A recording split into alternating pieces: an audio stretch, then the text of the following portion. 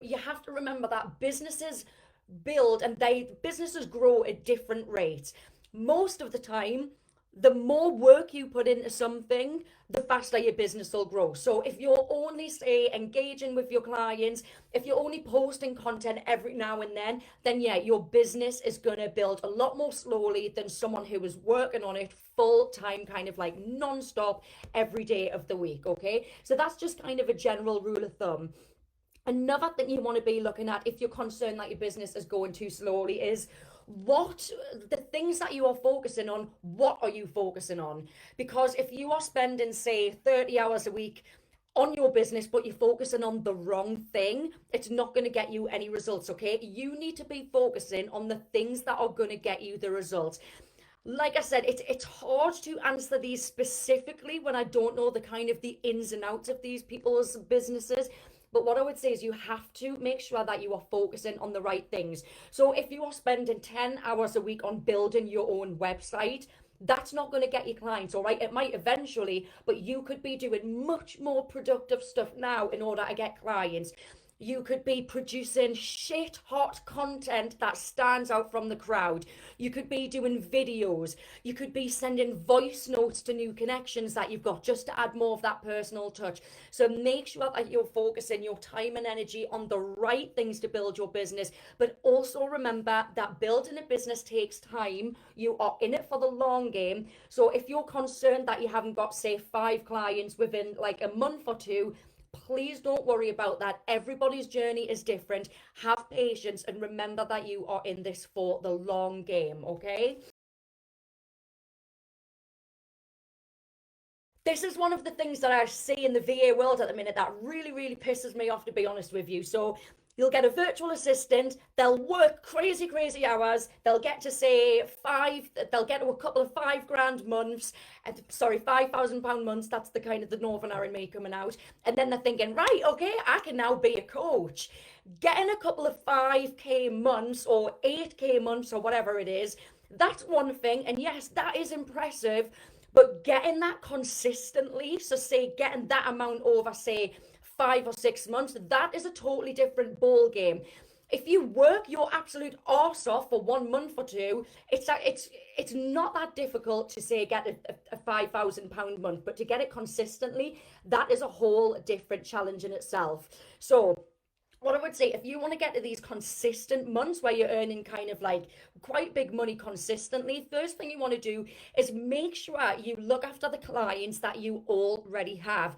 One of the most common kind of problems I see VAs doing, and I was guilty of this, like especially at the beginning of my journey, is that no matter how many clients you've got, you're always so concerned about getting the next one that you kind of just forget about the clients that you've already got. And these clients that we've already got are so important to our business, okay? So look after the clients you've already got.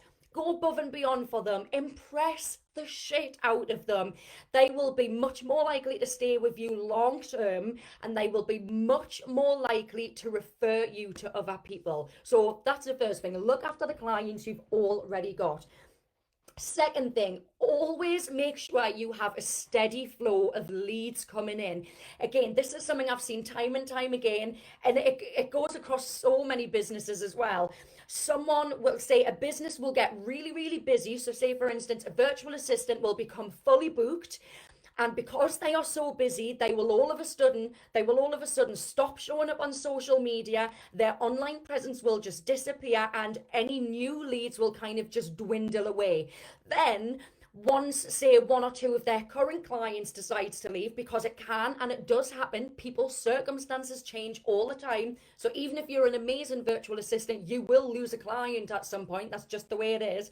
So then what happens is the busy VA who stopped kind of basically advertising and marketing themselves because they're so busy, what happens then when they lose one or two of their clients, their income massively drops and they've got no new leads, okay? So they've got kind of no one in the funnel that they can basically replace that old client with. So they're basically going back to square one.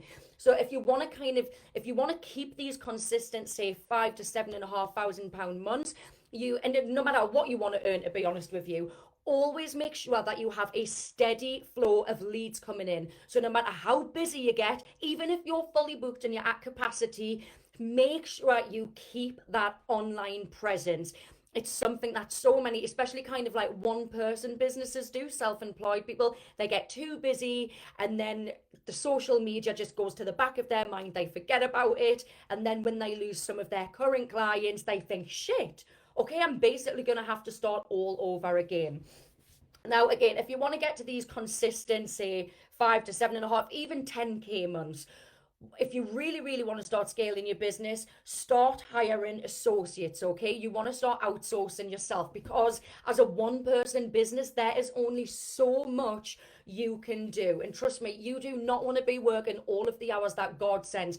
You don't want to leave a 9 to 5 job where you are chained to your desk to be chained to your desk as a virtual assistant. You might be earning decent money, but if you work and constantly, trust me, the fun goes out of your business pretty quickly. And again, this is a mistake I made kind of towards the beginning when I started earning much better money in my business. I tried to do it all myself. I was thinking, right, okay, £5,000 a month, brilliant. I don't need to hire anyone else. Trust me, I did. I became burnt out really bloody quickly. So if you're serious about scaling your business, start hiring associates as soon as you actually do it before you get really, really busy, because once you're too busy, it becomes really difficult to hire an associate. So as soon as you kind of start getting there, basically hire an associate before you actually really, really need one. You want to avoid burnout. And if you're really serious about scaling, there's only so much that you can do as one person. The last point I could say at this as well is another thing you could do if you kind of don't want to go down the associates role and you do want to just stay as a one person business. Again, that is totally fine.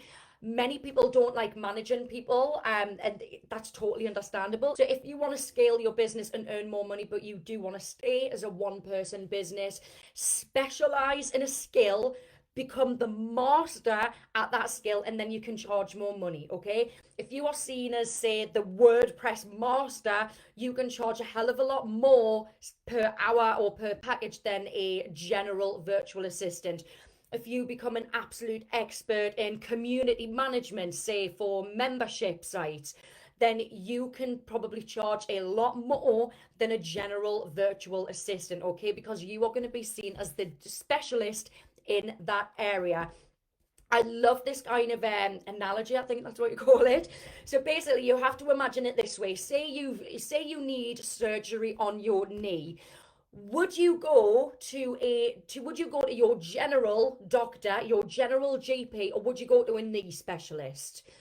If you've got the money, chances are you would go to your knee specialist, because that is literally what they specialize in. They don't just do a bit of everything like a general GP. You would go to a knee specialist because you're going to have a hell of a lot more trust in them. You know that they are experts in this area, and you know that you will be expected to pay more money. Okay, so it's exactly the same as a virtual assistant. The more specialist you are in something, the more money you can charge.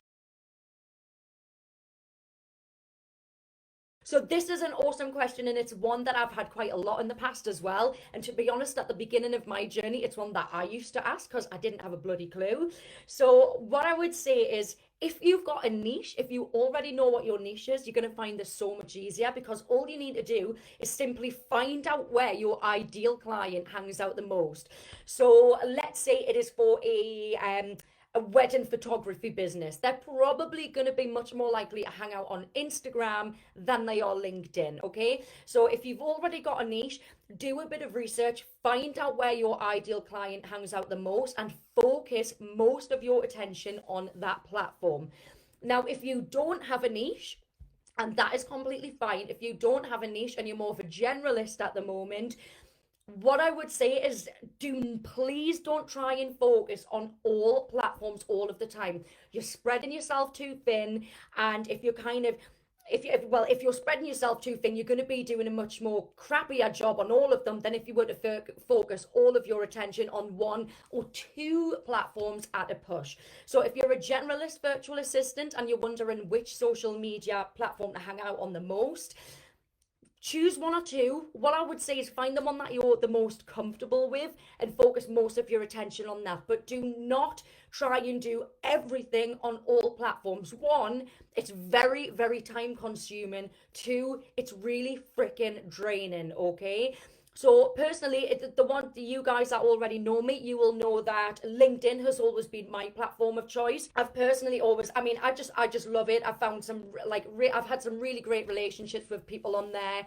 I personally find it a lot less draining than Instagram. That said, to be honest, the majority of virtual assistants that I personally know, they absolutely live for Instagram. So find out which platform you like the most and focus most of your attention on that, okay? But please do not spread yourself too thin.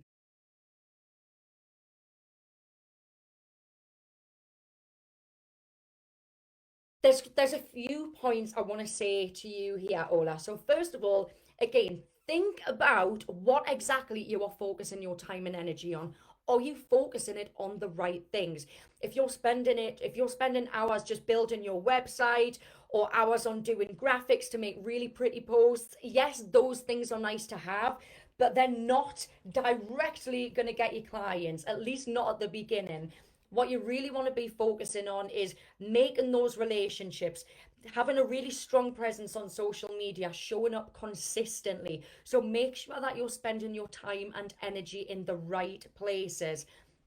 Secondly, remember that not everyone's business flourishes straight away. They do take time. So you have to have patience.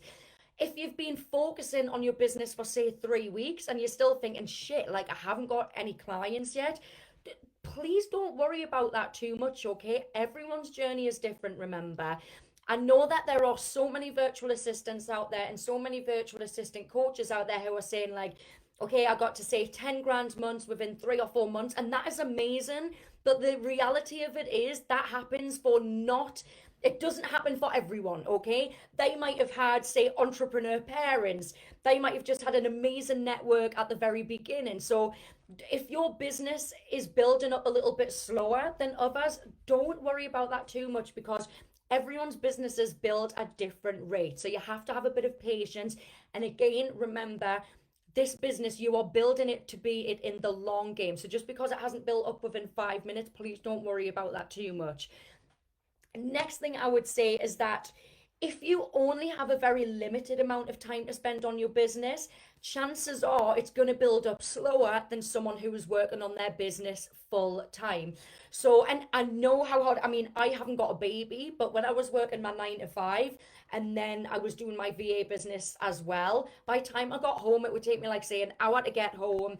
I would get home at about 7 p.m. and then I was so drained from the 9 to 5 job. I just couldn't be asked to work on my VA business that much. That's one of the reasons I very much treated it as a side hustle. And it didn't grow really fast because I was probably spending about 3 hours a week on building it up. That's it.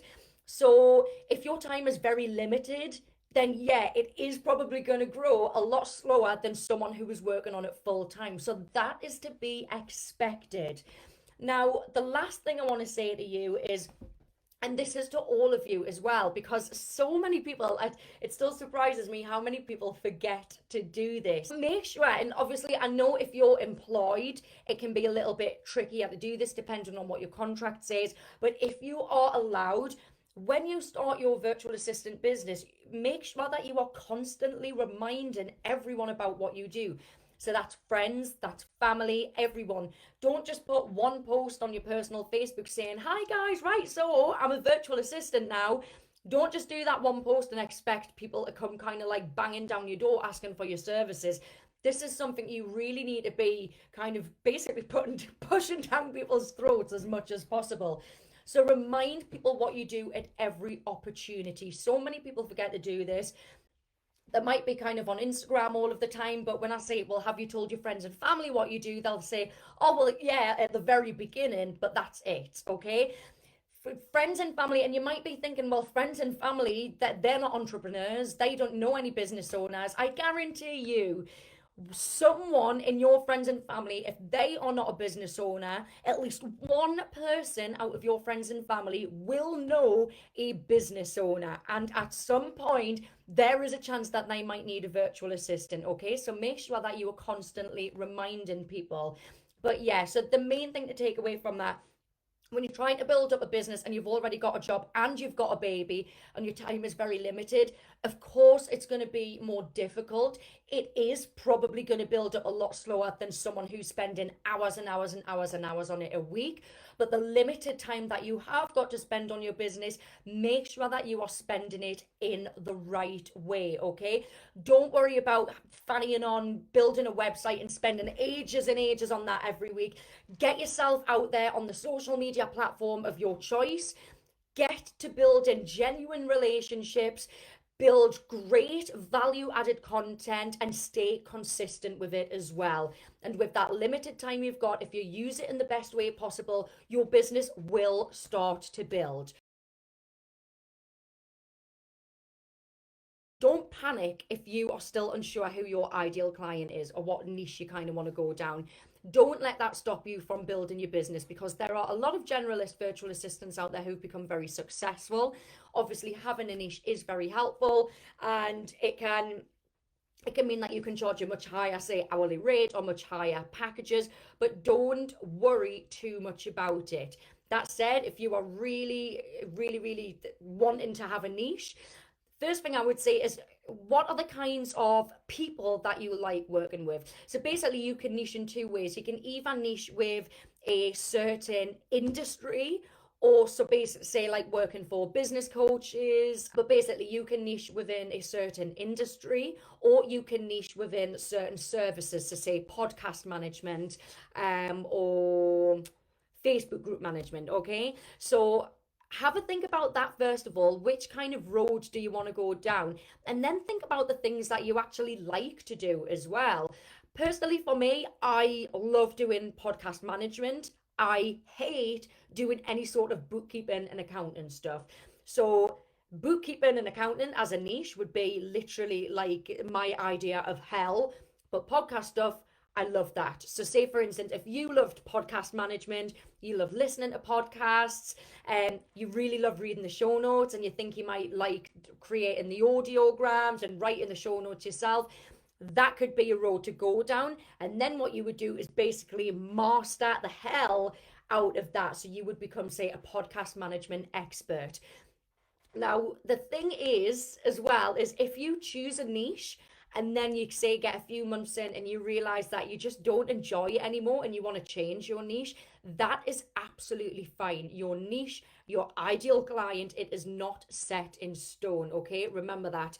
Again, it's something that I've seen a couple of people mention. They've gotten themselves into a niche and then they've realized that they hate it. They've just kind of tried to pick something, right? I will do social media management. Then they've realized that they absolutely hate writing content and it just drains the life out of them. If that happens with you, don't worry, you can change your niche. But like I said, don't panic too much about it. Don't waste loads of time thinking, oh God, well, I don't know what my niche is, so I'm not really going to kind of advertise my services that much. Keep doing what you're doing and think about the sorts of things that you love to do, and have a think about whether you'd like to niche in an industry, so say like business coaches, or female, I don't know, fitness coaches, or if you want to niche in a certain kind of service. One thing I would say to be careful of, especially with the whole COVID thing, is it's a lot of people lost a lot of work, a lot of virtual assistants lost a lot of work, is that if you niche in a particular industry and something happens like COVID, like the music industry, that can literally fall down overnight and you can end up with no clients. So if you do decide to niche in a certain sort of industry, in a particular industry, do not, whatever you do, get all like 100% of your clients from that one industry, because if the industry goes tits up, like something happened with COVID, like the music industry, you will be absolutely screwed and you could lose all of your clients. So if you're niche in an industry, you can have the majority of your clients from there, but make sure that if that industry was to just collapse overnight, that you want to make sure that you've still got income coming through from other clients. Yes, that is my short answer to that. So, put it this way, do you know, I don't know if you guys have you all heard of Gordon Ramsay? Do you know how he used to do those kind of like those kitchen nightmares? I think that's what it was called, like yeah, like kitchen nightmares. And he goes into basically these kind of really shitty restaurants. They serve the most awful food. Like 99% of the time when he goes into these crap restaurants, they have like the biggest menus, and they have about like 200 or bloody 300 items on their menu.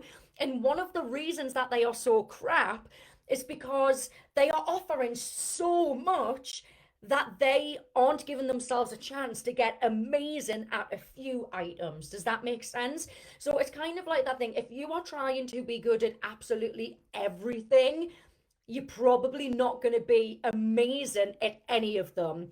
Whereas, let's say you choose to focus on, I don't know, let's say less social media management, because within social media management you can have a few services. You can have copywriting, engagements, hashtag research, paid ads. So within social media management you can say have about 4 or 5 different services that you offer. That's not that many services. However, so many people, for one, need social media management, and it's going to be so much easier for you to get amazing at that little handful of services, okay? And you might be thinking, oh, well, okay, but surely the more services that I offer, the easier it is going to be to get hired. It will still be possible to get hired if you offer a lot, but it's like that kind of that Gordon Ramsay thing in the crap restaurants. If you serve kind of everything, every food under the sun, then people are going to be like, oh, it's probably not that great. And funny enough, I think I did a video on this like it was a few months ago now. I passed a restaurant. It was a while ago, somewhere in Newcastle. So I was driving past this restaurant, and it literally had, so like the name of the restaurant was like authentic Chinese food, Mexican food, Indian food, Thai food, Japanese food, like literally like all of the foods. And my very first thought that popped in my head was, I bet that restaurant is crap. And I actually caused a bit of an argument on LinkedIn. Like a few chefs commented, and they were not happy with it. But it's true. It's the first thing you think of. Because I was thinking, well, how is it authentic if they offer all of these types of food? Like, surely it's going to be crap. Like, if one chef or even just a couple of chefs are doing all of these types of foods from around the world, how are they going to be amazing at any of them? And that was the first thought that popped up in my head. Isn't that restaurant going to be crap? However, if it just said like authentic Mexican food, straight away you're going to be thinking, okay, they're just focusing on mastering that one thing. They're probably going to be really good at it. So yeah, there's definitely a danger of offering too many services. I totally understand why you would want to do that, but it always looks better. And the thing is, you can choose. You can choose a few. You can have a list. I've certainly got a list if you look on my LinkedIn. But I've seen loads of virtual assistants in the past, like especially on their website, where they're listing about like 50 things that they do. And quite a few of these things are quite specialist as well. And you're thinking like, well, how much time have you actually spent on mastering this skill if you're doing all of this other stuff as well? Okay. So yeah, try and narrow it down a little bit and really focus on mastering the services that you offer. You want to be known as the best at what you do. I would always say that when you're just starting out, if you're unsure of what to offer, you're unsure of what your niche is, and you might be feeling like you haven't got a lot of experience, general admin is always a great one to start with, because like so many people need help with managing their emails, managing their calendars, doing their invoices. I've had it's been quite a mad week actually. I've had like 6 leads for VA services in the last 2 days, and the majority of them have been for just general admin stuff. Like it's always going to be something in demand. So if you're unsure of what to start with in your business, general admin is always going to be a winner. And then obviously you'll just learn more skills as you go along.